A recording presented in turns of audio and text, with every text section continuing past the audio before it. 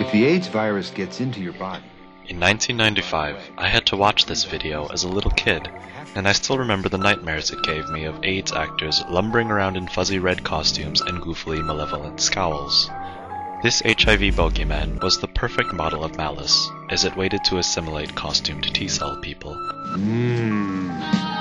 It immediately invades the T-cell and becomes part of it. Perceiving viruses as enemies of humanity is just one manifestation of a fearful paranoia that germs and infectious diseases have instilled into societies. This lends a grotesquely horrific fear to microbiological discourse. For instance, in the widely read book The Hot Zone, Richard Preston graphically describes symptoms of Ebola infection, including the infective, lethally hot vomit that is mixed with fresh red arterial blood. Preston's vividly horrific imagery transfixed and fascinated the public, but when actual electron micrograph pictures of viruses and microbes in action emerged in the mid-80s, a face had been given to the enemy. Public perception could now rally against something that seemed distinctly, inhumanly other. The leader of a World Health Organization team described the Ebola virus as a gorgeously wrought ice castle, while T4 bacteriophages are regularly described to biology students as resembling spaceships. This terminology paints viruses as alien, but still keeping a castle-like totality that can be comprehended.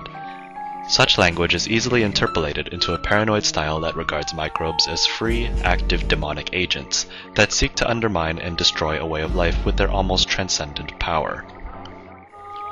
This connotative language turned into a militarized vocabulary evident even in scientific research and pedantry, which Peter Knight suggests was due to decades of Cold War containment tropes.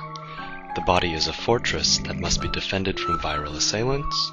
Infantry divisions of the body's own immune system function as magnetic mines that can perforate hostile organisms so that their lives trickle to a halt. And viral research labs are onioned within multiple zoned layers of walled security.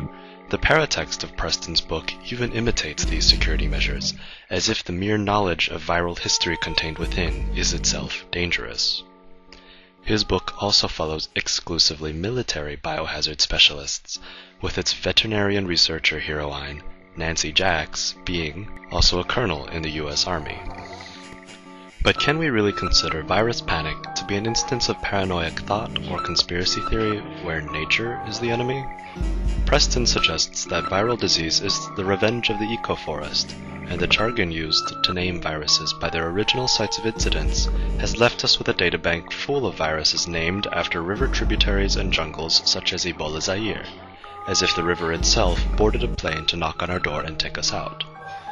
Why does the industrially technological first world so readily regard nature and its microbes as enemies?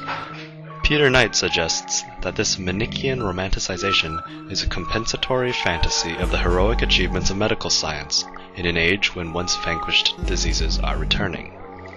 This compensation is reminiscent of Jacques Lacan's ideas about the narcissistic mode of identification that determines the formal structure of man's ego. The ego was shattered to begin with. It is fragile, vulnerable, and fearful of germs.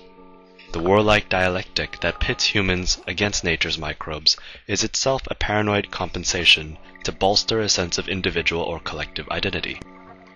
The fear that viruses and microbiological disease agents generate comes not only from the perception that the enemy other is so apparently different, foreign, and hostile, but also because in a more subtle way it is difficult to say how different it is at all. It may very well erode the distinction between self and other at a cellular level. While the heart of the immune system rests in the ability to distinguish between self and non-self, autoimmune diseases like AIDS and other rapidly replicating viruses have taken away this comfortable certainty, leaving the line between self and non-self uncomfortably hazy. In other words, what appears to be a part of your defense system is now really the enemy. He's okay. This wrinkle in the self-non-self distinction represents the discordance with one's own reality that constitutes the imperfect ego as Lacan sees it. In reaction to this inability to comprehend oneself as the whole, unified, ideal I, misrecognition resulting in paranoia happens. But in this case, instead of a secure paranoia that clearly distinguishes self-non-self and compensates for an identity problem, This misrecognized paranoia results from an identity problem.